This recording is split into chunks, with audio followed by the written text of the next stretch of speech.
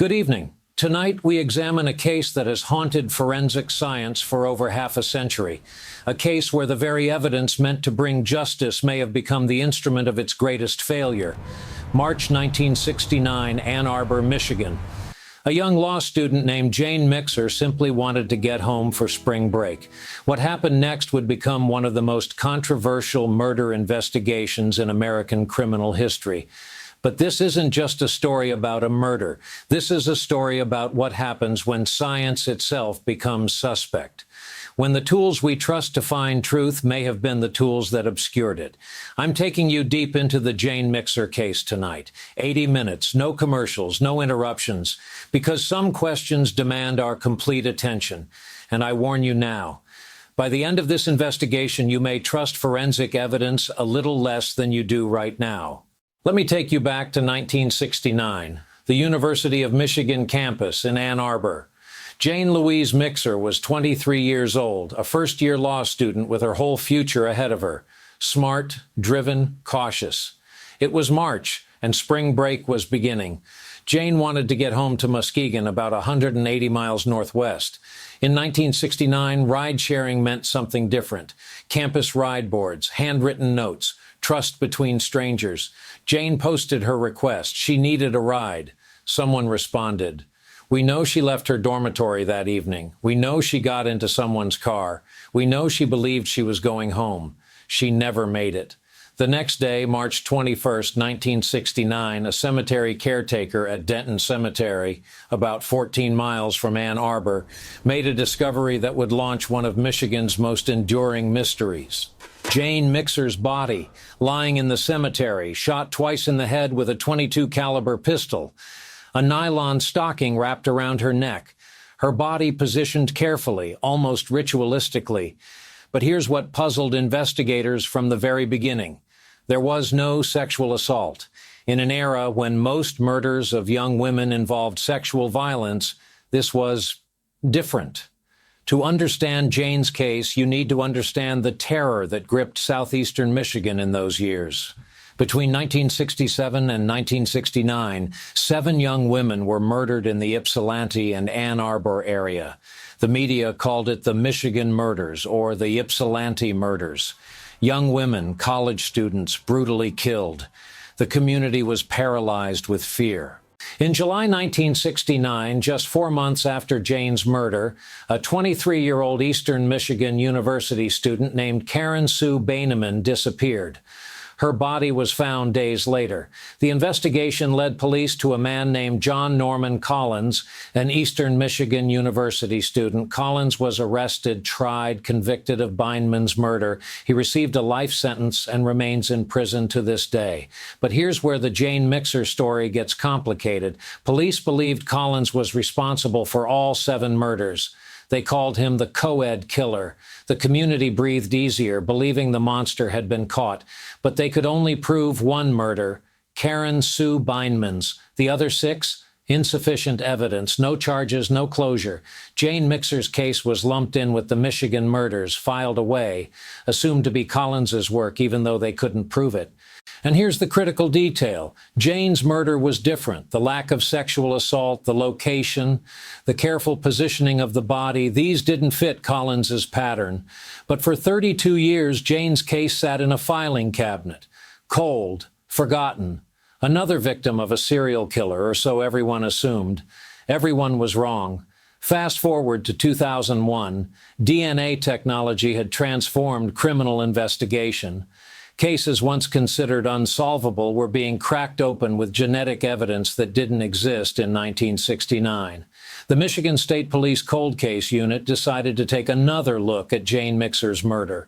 They retrieved the evidence that had been stored for over 3 decades. Among those items, Jane's pantyhose, preserved since 1969. Blood had been found on those pantyhose.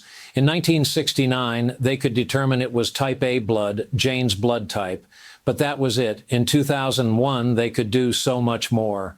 The evidence was sent to the Michigan State Police Forensic Laboratory, DNA extraction, analysis, comparison to databases, and they found something, a DNA profile, male, not Jane's, not John Norman Collins's, but whose? The profile was run through CODIS, the FBI's combined DNA index system. No match. The DNA belonged to someone who had never been arrested, never been in the system. Dead end? Not quite.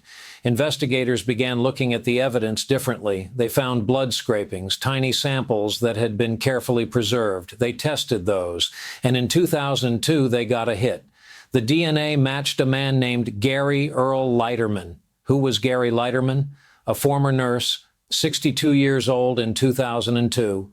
No criminal record, no apparent connection to Jane Mixer whatsoever. In 1969, when Jane was murdered, Leiterman was in his late 20s working in the Ann Arbor area. He knew the region, he was the right age, but beyond that, nothing connected him to Jane. No witnesses, no shared acquaintances, no obvious motive, just DNA. In 2004, Gary Leiterman was arrested and charged with Jane Mixer's murder. The prosecution's case was straightforward. Leiterman's DNA was on evidence from the crime scene. In 1969, he must have killed her.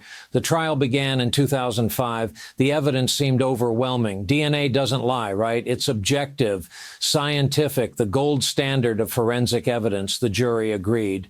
Gary Leiterman was convicted of first-degree murder. He was sentenced to life in prison without the possibility of parole. Justice 36 years late. Or was it? Because here's where this case transforms from a cold case success story into something far more disturbing, something that calls into question the very foundation of forensic science. Let me ask you a question. Where was Gary Leiterman in 2002 when the DNA testing was being conducted? He was working as a nurse. And here's the critical detail. He was working in close proximity to the very laboratory conducting the DNA analysis on Jane Mixer's evidence. Think about that for a moment. The defense argued something radical. Gary Leiterman never killed Jane Mixer. His DNA wasn't on that evidence in 1969. It got there in 2002. Laboratory contamination, accidental transfer. Impossible, said the prosecution. Modern labs have strict protocols. Contamination is prevented through careful procedures. The Michigan State Police Lab insisted contamination couldn't have happened. But is anything truly impossible? Here's what we know. DNA is incredibly stable, yes, but it's also incredibly small, invisible, transferable through touch, through air, through the most minute contact. Gary Leiterman worked in healthcare. He was in facilities where biological samples were handled. Could his DNA have somehow transferred onto evidence being tested in 2002? The prosecution said no. The evidence was carefully sealed since 1969. Contamination was impossible, but the defense had a troubling point. The laboratory initially claimed contamination was impossible. Yet we know from documented cases that laboratory errors happen. They're rare, but they happen. And here's what makes this case particularly haunting. In 2002, the laboratory found DNA evidence, but some of that DNA was problematic. Some samples showed mixture profiles. Some results were ambiguous. The sample that convicted Gary Leiterman came from blood scrapings on the pantyhose, a strong, clear profile, his DNA. But when? When did it get there? The Gary Leiterman conviction should have closed the Jane Mixer case. But instead, it opened a Pandora's box in the forensic science community. In 2018, 13 years after Leiterman's conviction, 3 law professors published a statistical analysis of the case. Their conclusion was explosive. Given the known error rates in forensic laboratories, the probability of contamination in this case was significantly higher than the probability that Leiterman was actually guilty. Let me break that down. These weren't defense attorneys. These were academics analyzing the mathematics of forensic evidence. Their argument, laboratories have documented contamination rates. Small, yes, but measurable.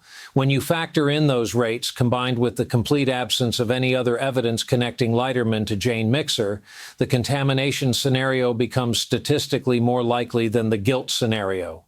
The forensic community erupted. Some defended the conviction, others acknowledged uncomfortable truths about laboratory protocols. Here's what we know about laboratory contamination. It's rare, but documented.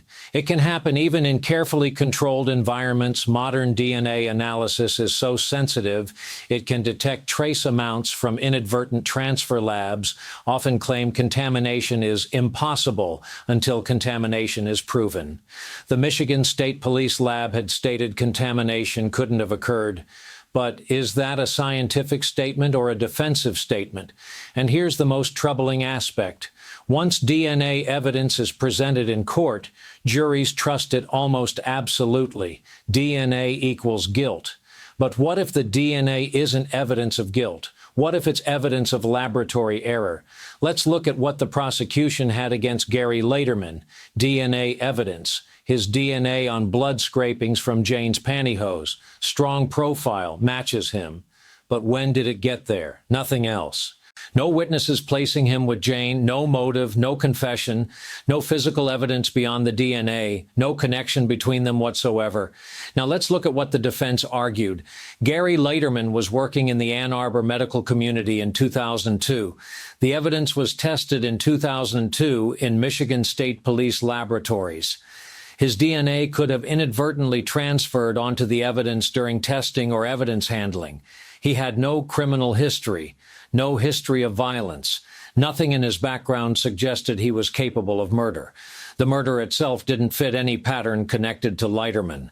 Random attack, crime of opportunity.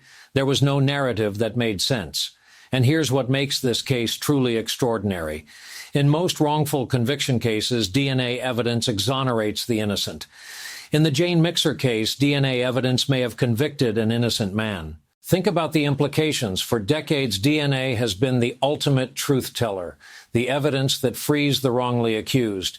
But what if DNA can lie?